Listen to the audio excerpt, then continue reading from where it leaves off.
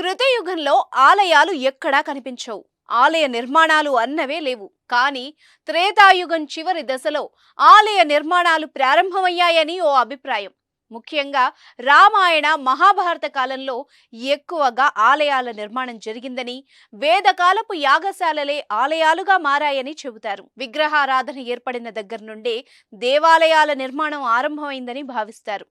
ఎన్నో ఆలయాలు సశాస్త్రీయంగా ఆగమోక్తంగా నిర్మిస్తే, కొన్ని వాస్తు శాస్త్రానుగుణంగా ఉన్న ఆగమ నియమ నిబంధనలు పట్టించుకోకుండా నియమించినవే. గజం కేవలం 23,000 రూపాయలతో 165 గజాల భూమి కేవలం 38 లక్షలు మాత్రమే.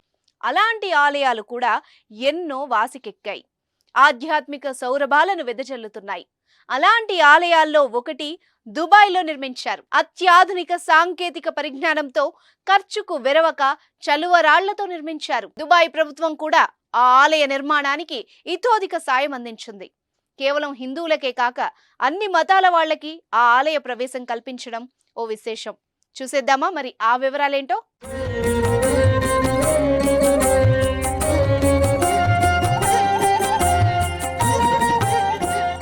భగవంతుడు అర్చామూర్తి అయి కొలువైన నిలయం దేవాలయం.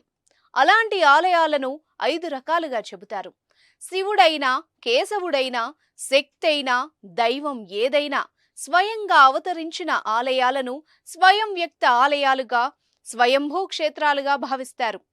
ఇక ఆలయాల్లోని మూలమూర్తులను దేవతలే స్వయంగా ప్రతిష్ఠిస్తే అలాంటి ఆలయాలను దివ్య స్థలాలుగా, దివ్య క్షేత్రాలుగా చెబుతారు. అలాగే మహర్షులు, తపస్యులు, సిద్ధ పురుషులచే ప్రతిష్ఠించిన ఆలయాలను సిద్ధ స్థలాలుగా పేర్కొంటారు. పురాణాలలో ప్రస్తావించిన పేర్కొన్న క్షేత్రాలను పౌరాణిక క్షేత్రాలుగా వ్యవహరిస్తారు.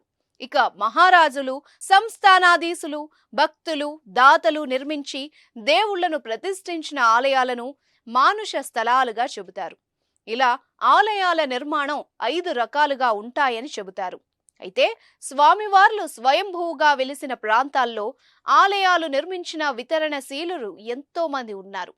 ఆలయ వాస్తును అనుసరించే దేవాలయాల నిర్మాణం జరుగుతుంది. ప్రాంతం ఏదైనా, ఖండం వేరైనా వాస్తు మాత్రం తప్పనిసరి. దేవుళ్లకు వాస్తేంటి అనేవాళ్లు ఉన్నారు.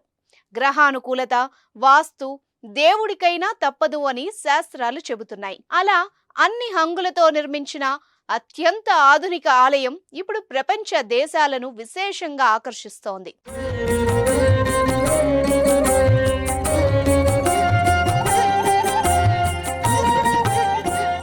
దుబాయ్లోని జబేల్ అలీ ప్రాంతంలో నిర్మించిన ఆ దేవాలయ నిర్మాణానికి యునైటెడ్ అరబ్ ఎమిరేట్స్ ప్రభుత్వం 80,000 చదరపు అడుగుల విస్తీర్ణంతో పాటు అన్ని రకాల అనుమతుల్ని మంజూరు చేసింది. దాదాపు 4 ఏళ్ల పాటు నిర్మాణ కార్యక్రమాలను పూర్తి చేసుకుని ఈ నెల 14న ప్రారంభం కాబోతోంది. మహన్ స్వామి మహారాజ్ నేతృత్వంలో వైదిక కార్యక్రమాలు కొనసాగుతుండగా భారత ప్రధాని నరేంద్ర మోదీ ఈ ఆలయాన్ని ప్రారంభించనున్నారు. ఇందుకు సంబంధించిన పనులు అన్నీ పూర్తయ్యాయి. అరబిక్, భారతీయ వాస్తు శైలిలో నిర్మించిన ఈ ఆలయంలో ఏర్పాటు చేసిన ఆధునిక సౌకర్యాలు అన్నీ ఇన్ని కావు. 2 అంతస్తుల్లో 16 పెద్ద పెద్ద హాళ్లతో ఏర్పాటైన ఈ ఆలయంలో ఒకేసారి 1000 మంది భక్తులకు అనుమతి ఉంటుంది.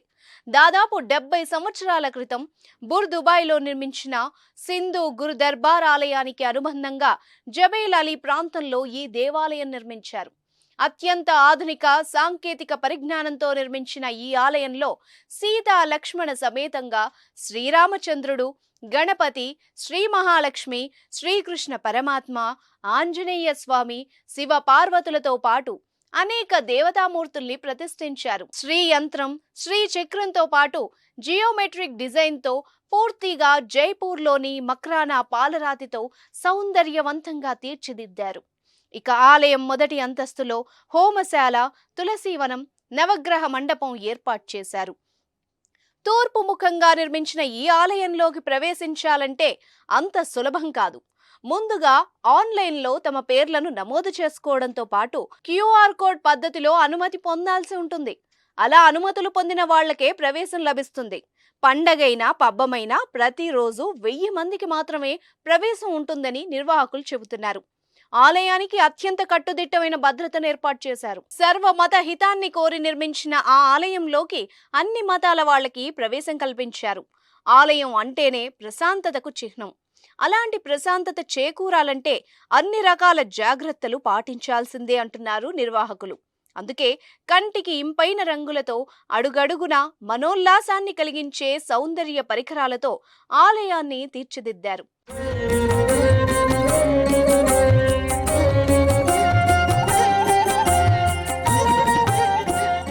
ఇక ఆలయ పైకప్పు లోటస్ను పోలి ఉంటుంది.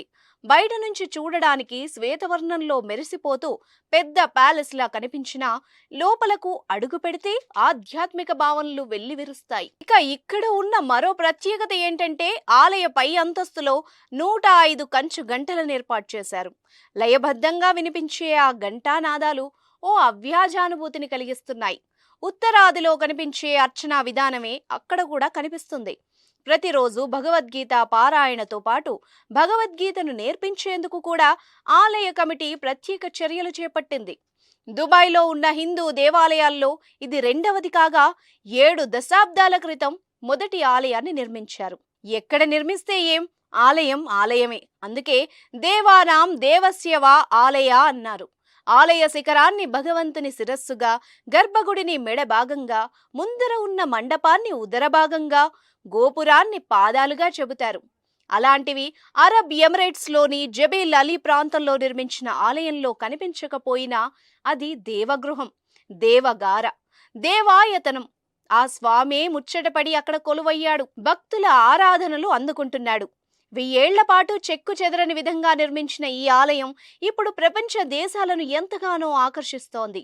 ఈ ఆలయ ప్రారంభోత్సవ కార్యక్రమంలో దాదాపు 150 దేశాలకు చెందిన భారతీయ సంఘాలు పాల్గొంటున్నాయి.